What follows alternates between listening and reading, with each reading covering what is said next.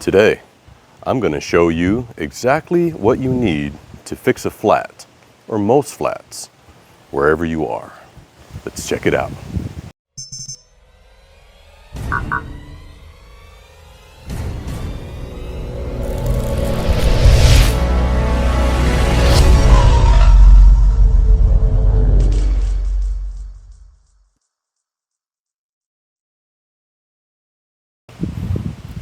Hey, what's up YouTube world? It's Ryan from Ride in Style. Dealing with a little bit of a nasal congestion, but nothing too serious. Anyway, I decided to make this video because the other day I was out riding one of my favorite bikes of all time is the Furious Road Warrior Elite. And I was pretty far from home. And that's when I had got off the bike, and when I got back on, I noticed the back tire was down to the rim. And you know, that's a bad spot to be in because these bikes, you can't just walk them. And you know, they have the puncture resistant tires. But what I'm going to show you is the 3 things that saved my life. Let's check it out. So yes, here is the Elite, they call it the Torque Edition, Road Warrior by Furious. One of my favorite bikes of all times, out of all the bikes that I've gotten to ride over the last few years and the bikes that I currently own, I always go back to this one. And you know, I love the dual motor setup. And you know, e-bikes are evolving, and that's something I've said in the past video where, you know, the idea of a single battery, single motor, you know, it went from 48 volts, then up to 60, which is this year, and now we're up to 72 volts. It is hard to go back. And of course, with the dual motor, I like it. Some people think it's excessive, it's unnecessary, but this is a great bike. And I've done numerous videos in the past, so shout out to the build quality out there at Furious. Lampro is the expert, and he breaks the bike all the way down to the nuts and bolts. But anyway, I decided to make today's video to show you what I carry with me here on this back rack when I go for longer rides. This is the toolkit or carry bag. I like it. It's got this little rail bracket down there that I just secure up here to the rack, and then the bag actually slides on that rail and locks in there. This is it's a pretty good brand, Top Peak. Bought it a while back. I have several bags, but this is the one that I just choose to carry with me. However, this water bottle holder back here, completely useless. I've lost so many water bottles by having it back here, even, you know, secured tightly with this tension strap here. The first couple of bumps, it just flies right out. But let me show you here on the bike. Right here is looks like a copper rod that is still embedded there in the tire and essentially in the rim, but it's got the liquid sealant there. So I wanted to say this is what helped me when I was alone and afraid, far away from home, with a completely flat rear tire. In this case, any tire is bad, but the rear is the worst case scenario because it has all these, you know, mechanisms that need to essentially be disconnected versus the front tire. You know, you disconnect the motor and you know, you take it off. But this is what I had. In here I have a toolkit, but I didn't need it.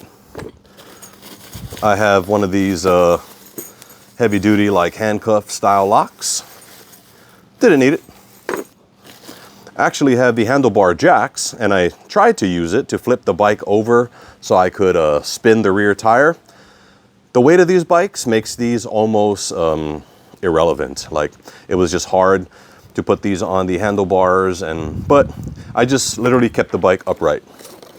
Now, I went to the trusty old patch kit, like once I found the puncture where it was, because the air was, you know, already leaking, and there was one patch that's designed to go on the tire on the outside. The rest are made to go on the tube. But I tried that patch, and the adhesive and everything, you know, held it down.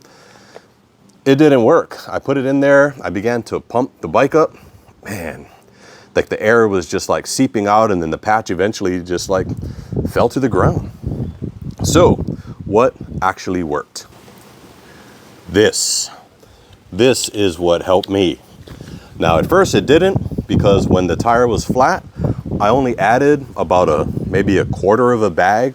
This bag was full, and I always travel, I have a few of these full that I keep in my pack just in case of a flat.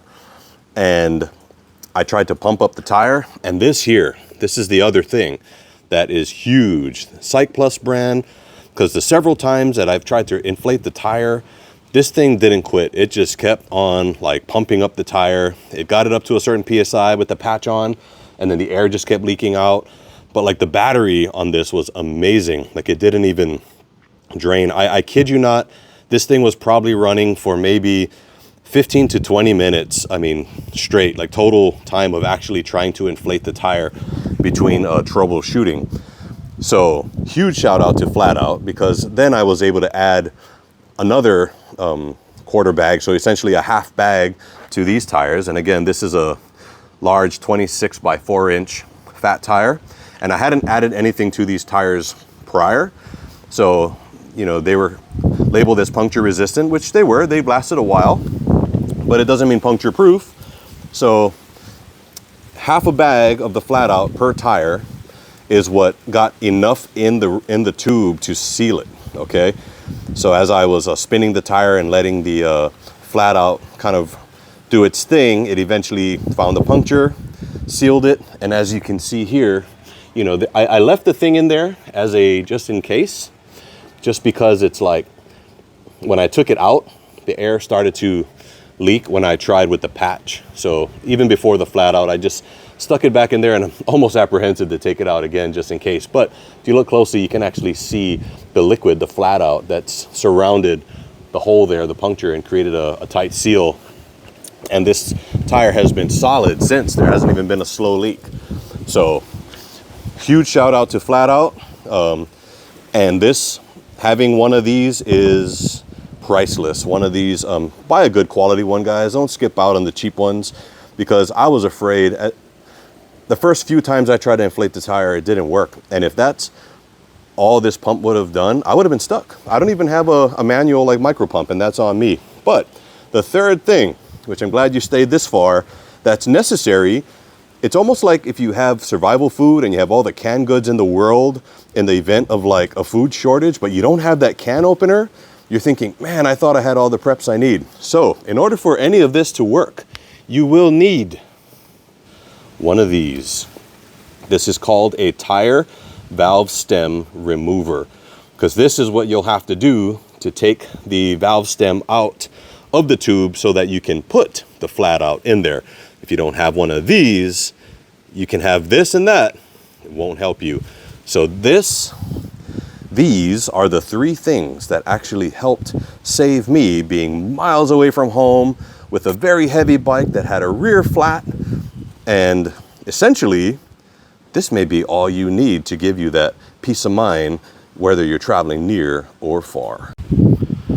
I am not sponsored by Flat Out or by this pump brand here, Cyc Plus, but I'm giving you a very real world story, real riding experience, and the results. You know, if it's a positive result, I feel it's important to pass that information on to you all as serious bike riders.